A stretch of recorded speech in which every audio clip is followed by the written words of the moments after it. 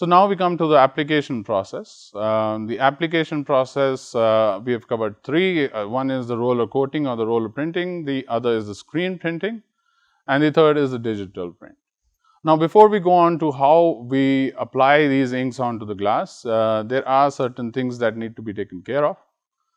The ink storage needs to be between 20 to 30 degrees, which in India, which is a warm climate, the temperatures may go up to 45, is a problem. So, temperature above 35 will start to deteriorate the ink. The pigment will start to settle down in the ink basket, and you will see a medium deposit on top of the ink layer, and this will result in inconsistent printing. So, we need to store inks in a cool and dry place. That means even refrigeration or maintaining a temperature between, if not 20 to 30, a little bit more than 30, maybe a couple of degrees, no more. It is essential, otherwise you will not get consistent results. So, the printing areas where the print has to be done has to be as dust free as possible. I have seen certain print areas which are completely dust free, because the deposition of this dust on the glass surface or on top of the ink will later lead to pinholes and defects when the glass is tempered or fired. The substrate, the glass, has to be very clean. Now, a lot of the times there are salt deposits which are not visible by the naked eye if the glass is not cleaned well, and when we print it and when the firing of the glass happens, these watermarks or these salt deposits are visible.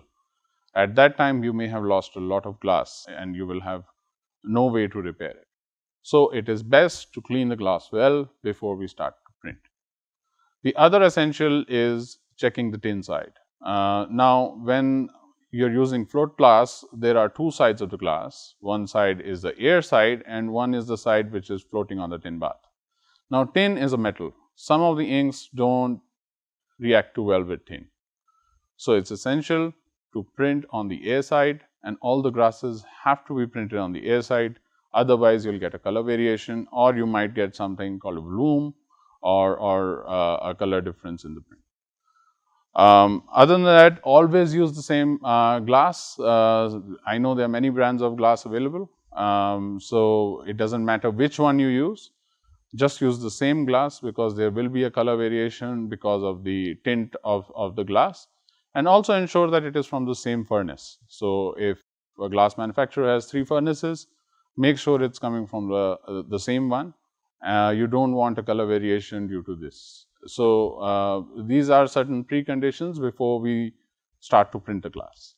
So, the next process is roller printing. A roller printing line is essentially a washing section which will wash the glass to clean it properly, and then there will be something known as a roller printer, which will apply a solid coat of a single color on the glass, and then there would be a drying section which will dry the ink, and you will get a uniform coat of any color that you are printing on the glass with an even deposition of ink.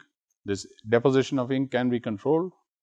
The drying section, it is quite long at times. It will depend on the speed of the line. So, if the speed of the line is 7 meters per minute, which is quite fast, you will need the glass to be dried off before we take it off the line. So, that would mean that the line would be designed according to the speed of the roller printer. So, it does take a little bit of space. So, the line speed and the deposition of ink, the thickness of the deposition of ink will determine the size of the drying section. So, what is a roller coater? So, roller coater is essentially a rubber roller which will, it may be steel as well, but in case of glass, normally we use a rubber roller to transfer the ink onto the glass surface. Now, in this kind of a roller, normally a single color is deposited. The rubber rollers, as I explained, have grooves, and the grooves will carry the ink, which on contact with the glass will deposit the ink onto the glass surface. There is also a steel roller which sort of attaches itself to the rubber roller and controls the amount of ink that is going through, and a scraper will clean the roller as the ink goes through. There can be certain rollers which have certain patterns as well. So there are, like in the image, you can see certain patterns on the roller. So you can also have patterned glass through this roller coating process, and you can transfer this pattern onto the glass. The same roller coating process can also be used for organic inks such as lacquers, and is commonly used for that application as well. The rollers are, grooves can be customized. So there can be more grooves or there can be less grooves, as is shown in the image. A 20 lines per inch groove would give a higher opacity of print, and a 55 lines per inch will give a lower opacity of ink.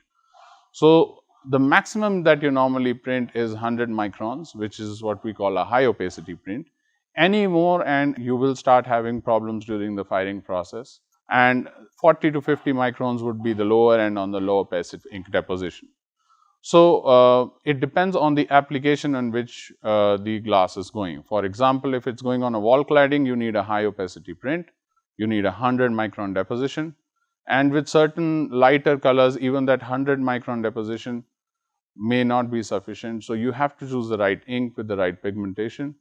And in certain applications, organic inks are better where they are more opaque. The use of the ceramic ink for wall cladding is where it can resist UV, where a light is coming on to the glass, or when it needs to be tempered. Certain applications, the glass will break and you need the glass to be tempered, and there you need to use a ceramic frit. So rollers use water soluble inks. If you use solvent based inks, it's far too expensive to clean the rollers. Every time you are finished with a color, you need to clean the rollers with water. So water soluble ink is easy to clean. It will come off the grooves with a simple jet of water, and it is environmental friendly. So it's a much easier way of processing. Viscosity of ink will depend on the pigmentation of the ink. It will depend on the color which you are printing. The darker colors may require less viscosity, the others may require more. The mixing ratio normally is 100 to 60. That means when you get the ink, you have to add a certain amount of medium to the ink, and then you measure it. What is the viscosity? How do you measure the viscosity? You can use a viscometer. A popular brand is the Brookfield's viscometer, which will give you how thick the ink is. Or you can use a very simple method which is known as a Ford cup, where you put an amount of ink in the Ford cup and you let it drain, and you see how much time it takes for the ink to drain. So based on that, you can measure whether it's 80 seconds or 100 seconds. So normally a 80 to 100 second ink is sufficient for roller coating. In certain application, lighter colors, if the pigmentation is lesser, you may need to go for higher viscosity, which means that if you go 200 seconds, that means the ink is thicker, and the deposition will be the same, but the ink viscosity will be more. So this is essential for determining the opacity of the print, which is essential in roller coating, and it will also determine how the ink is rolled onto the coater, and this will determine how it is then passed on to the glass substrate.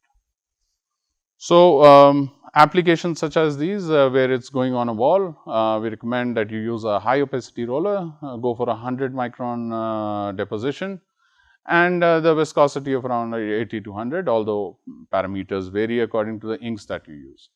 And you can have a nice and even print where you cannot see the silicon while it's being pasted, which is the essential requirement for this process. So as soon as you print the ink, it has to be dried, because you're doing a thick deposition of ink. Dust will come and settle on the glass, and dust, when it settles on the glass or on the ink, it will show up when you fire the glass in the furnace. So you need to dry it off as quickly as possible. The other reason is that it takes a long time for the ink to dry.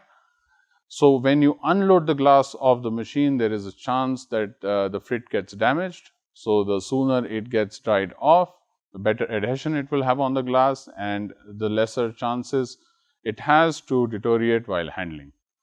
So, normally the dryers that are used use infrared heating, and you also heat the glass and then you cool it.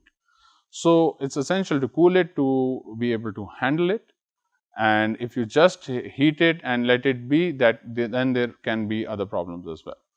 So, the line speed can be controlled, and essentially the fastest you can go is 7 to 8 meters. So, the drying length would be determined accordingly. You can have more heating sections or more cooling sections depending on the type of glass that you print. There are certain applications, glass shelves, spandrel panels, which may require low opacity prints, and there you may not require a very long dryer if the ink deposition is lesser.